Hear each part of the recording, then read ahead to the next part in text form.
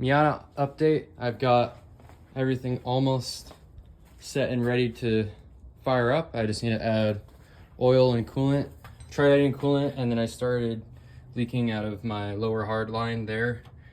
So I got to get an O-ring for that. But right now I'm just priming the turbo and then focusing on anything else that I might need to add fluid wise.